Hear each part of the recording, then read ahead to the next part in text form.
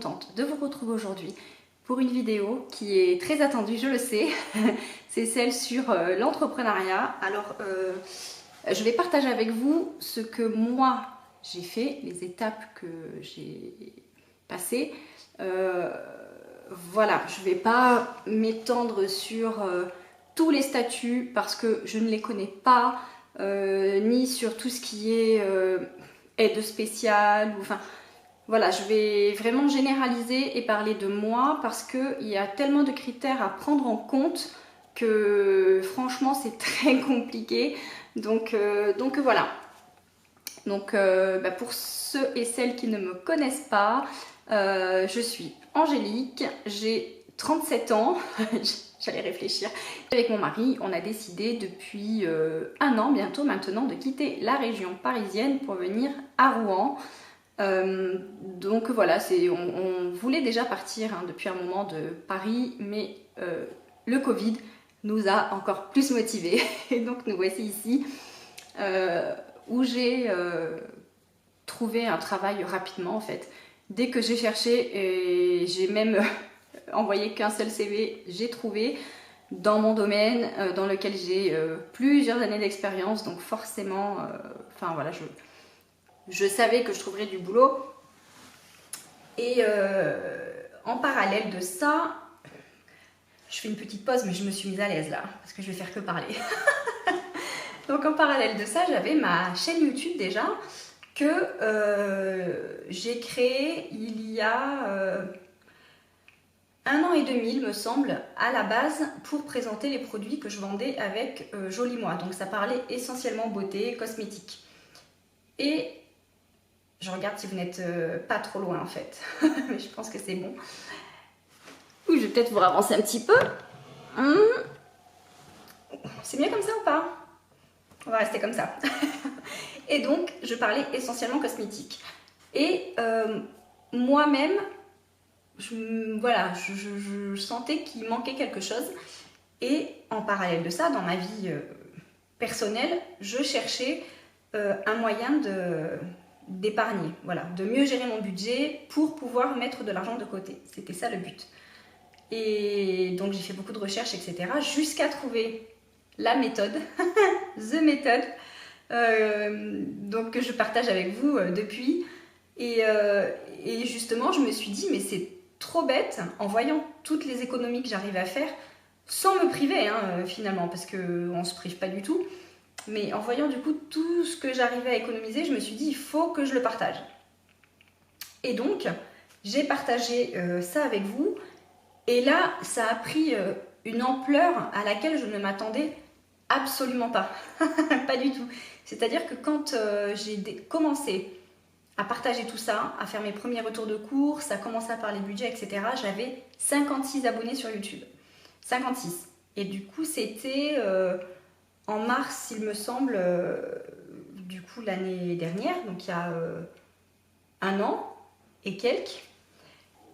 Voilà, 50 abonnés. Et là, je suis à 19 000 et quelques, 600. Donc je suis déjà hyper surprise. Merci infiniment. Hyper contente. Et franchement, je m'y attendais pas du tout. Et il s'avère qu'il a fallu à un moment donné que je fasse un choix. Parce que, comme vous le savez ou pas d'ailleurs, mais j'ai aussi une boutique en ligne où je propose du coup toutes les enveloppes et plusieurs accessoires pour faciliter cette gestion du budget du coup via les enveloppes. Et ça a pris une ampleur, ça encore, à laquelle je ne m'attendais pas du tout. J'ai eu de plus en plus de commandes, etc. Et honnêtement, j'arrivais plus à tout faire, à travailler à la boulangerie, avec tout ce que ça comporte de travailler en boulangerie, donc des horaires voilà, où on commence tôt, où on finit plus ou moins tard, on travaille le week-end, tous les week-ends. Donc voilà, j'arrivais pas à tout faire, donc à travailler à la boulangerie, à créer du contenu pour YouTube, à faire toutes les commandes et à passer du temps avec ma famille. Ce qui était vraiment l'essentiel pour moi, parce que quand on est venu ici, c'était pour avoir une vie plus cool, plus tranquille que ce qu'on avait à Paris. Parce qu'à Paris, voilà, si vous avez été voir sur mon site, que vous avez lu un petit peu Mon parcours, je travaille énormément, 6 jours sur 7, au moins 70 heures par semaine, et je voulais pas retomber là-dedans ici. Et du coup, on a décidé avec mon mari, parce qu'on en a parlé quand même ensemble, c'était important, de tenter le coup, de prendre le risque. Et du coup, j'ai lâché mon job à la boulangerie et pour me lancer à 100% dans l'univers d'Angeline. Ça a commencé le 1er avril. Parce que beaucoup d'entre vous ont cru que je faisais une farce. Non, ça n'en était pas une. Et donc, le mois qui a précédé, du coup, en mai, on a pris on a pris la décision en mai pour le mois d'avril. En mars, quand on a pris cette décision-là, alors très sincèrement, je m'étais dit que j'arrêterais en juin. Après, j'avais plus du tout la tête au boulot. Il y avait plusieurs choses qui m'agaçaient dans la société où j'étais. Et du coup, j'ai arrêté en avril. Fin mars, j'ai dit c'est bon, j'arrête. Je peux plus. Et donc, avant ça, il a fallu avoir toute une réflexion. Pour quel statut opter, comment gérer comment gérer toute la masse de travail, la compta, tout en fait, tout ce qui va avec une société. J'avais déjà fait des activités d'indépendant, mais c'était toujours donc chez Joli Moi, mais on est en VDI, on n'est même pas en auto-entrepreneur, on est en VDI. Donc c'est au niveau administratif, on gère strictement rien en fait. Et au niveau stock, rien non plus. Alors je suis désolée, j'ai l'impression d'avoir un cheveu là qui m'embête. Donc au niveau stock, rien non plus. On gère rien finalement à part du coup les ventes qu'on fait à nos clientes, à nos copines, etc. Oh, je suis désolée. Et c'est tout. Donc voilà, en fait, c'était rien de comparable. Et j'avais eu que ce type d'expérience. Donc j'en ai parlé un peu autour de moi, notamment en étant au travail, parce que où je travaillais, on avait beaucoup quand même de commerçants, de restaurateurs, etc. Et il y en avait avec qui je m'entendais très très bien, parce que ça c'est un côté que j'adorais dans ce job-là, c'était la relation client. Et je m'entendais très très bien avec certains de ces clients-là, avec qui je m'entends encore très bien.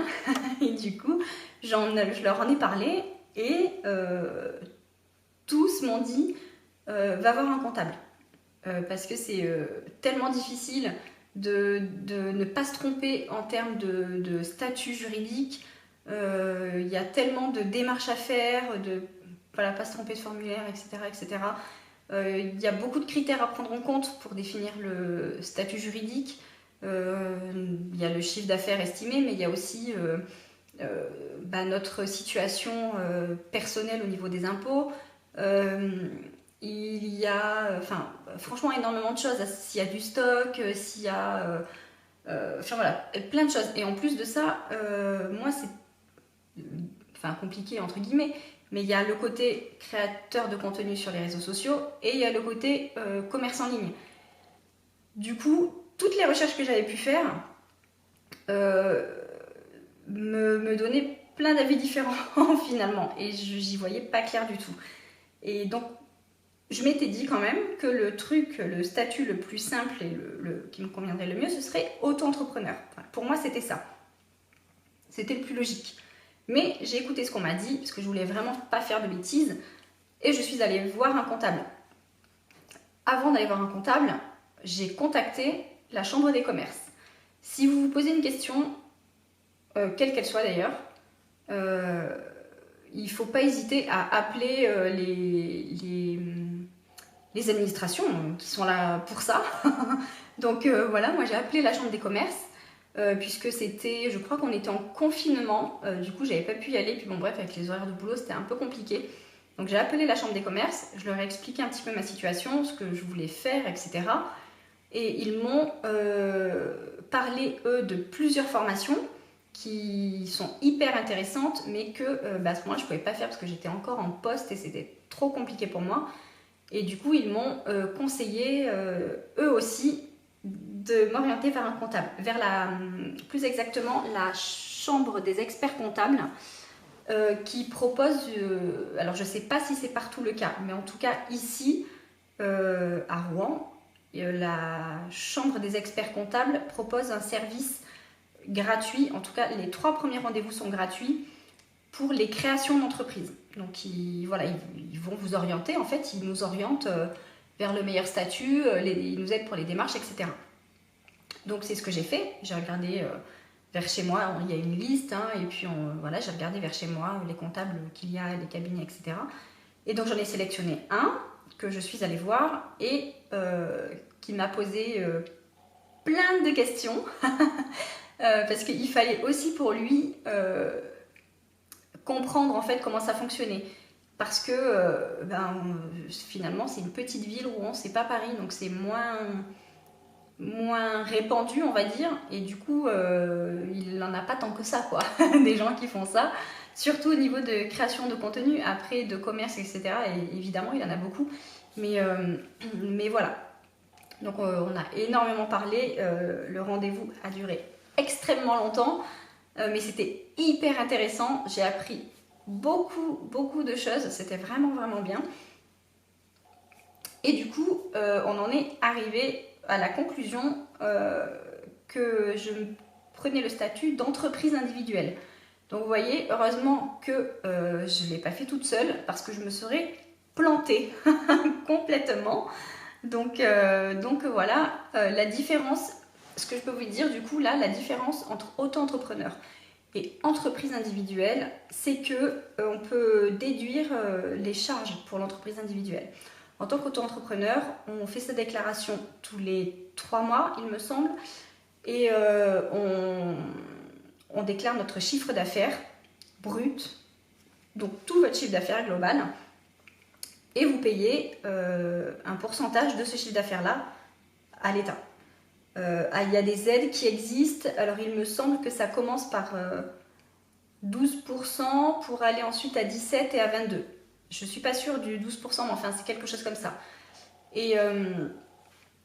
Mais vous ne déduisez rien du tout. C'est-à-dire que si on fait, je vous dis des chiffres au hasard, mais 500 € de vente, et que vous devez déclarer 500 € de vente, quoi. Voilà, vous ne pouvez pas déduire les frais d'envoi, par exemple, les frais de port que vous payez. Donc ça rentre dans le chiffre d'affaires, ça rentre dans les 500 €, sauf que en réalité, nous, on n'a pas les 500 € dans la poche parce qu'il faut payer du coup les frais de port, il faut payer la matière première, ce avec quoi on fait les articles, etc., etc. Et ça, on ne le déduit pas. Donc finalement, on paye et la marchandise et des frais sur ça. Donc finalement, on paye 2 fois les frais. Et donc, alors qu'avec l'entreprise individuelle, ça ne se passe pas comme ça. On déduit nos charges uniquement liées à l'entreprise, on est bien d'accord. Il faut déjà obligatoirement, avec l'entreprise individuelle, avoir un compte professionnel. Ça c'est obligatoire, avoir un compte professionnel et ne se servir que de ce compte professionnel pour tout ce qui est lié à l'activité.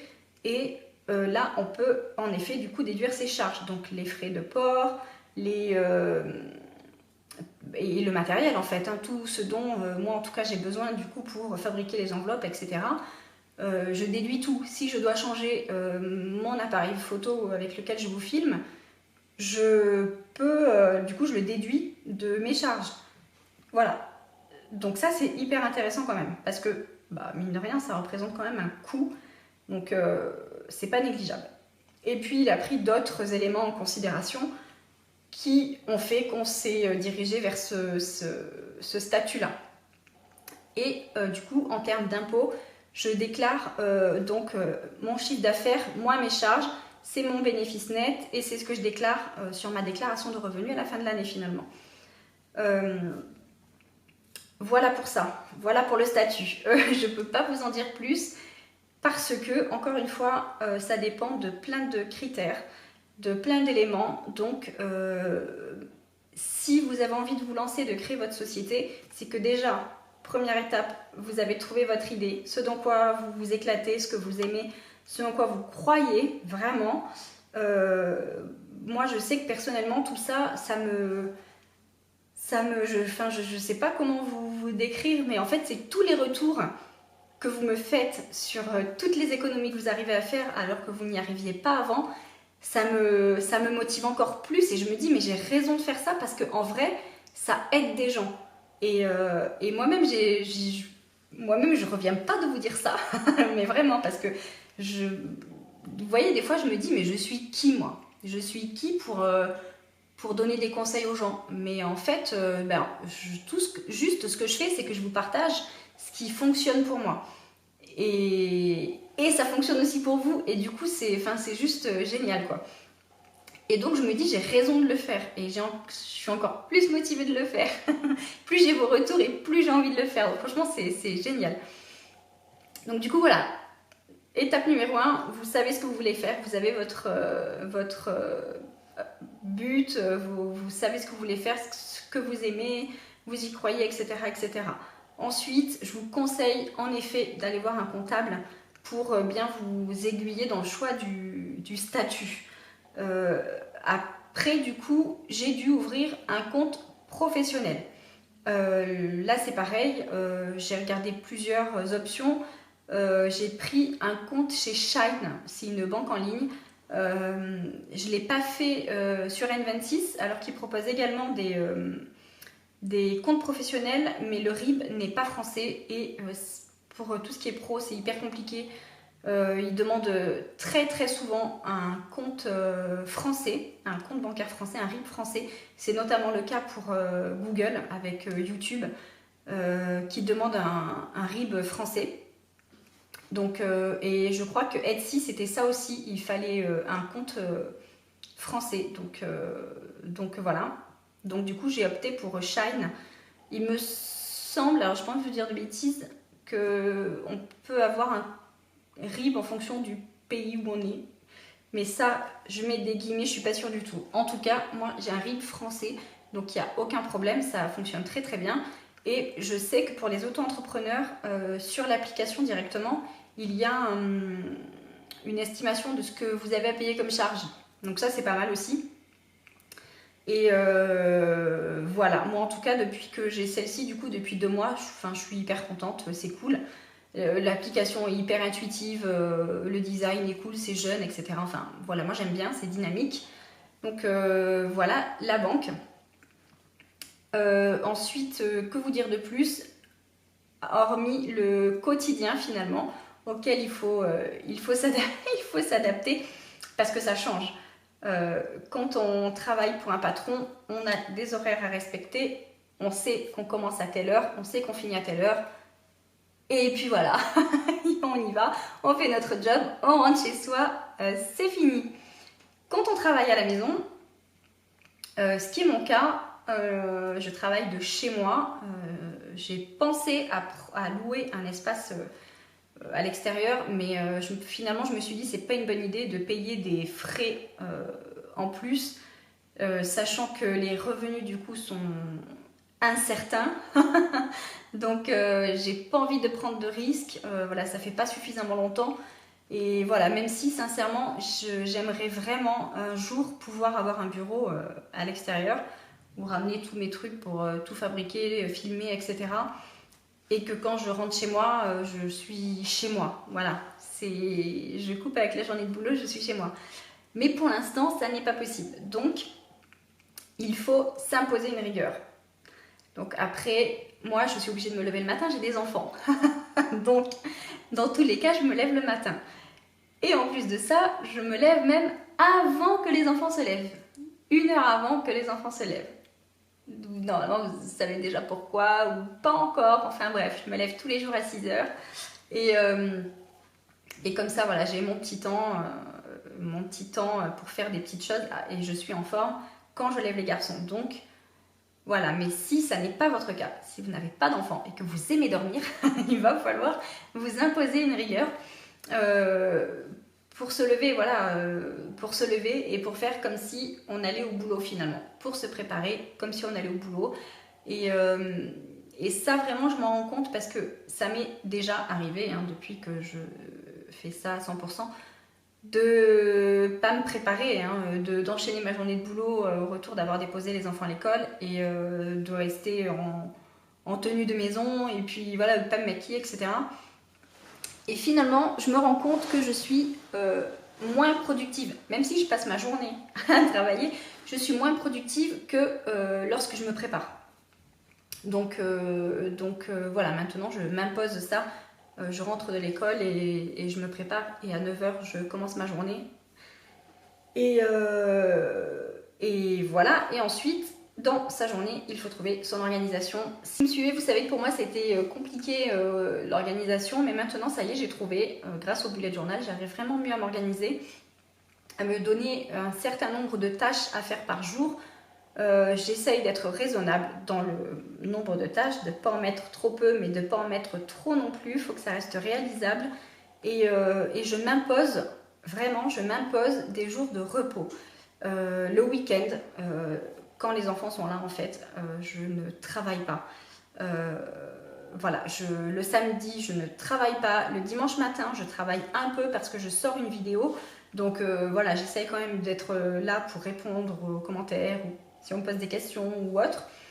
Mais voilà, samedi et dimanche, normalement, je travaille pas. Je suis avec mes fils, avec mon mari, parce que c'est hyper important.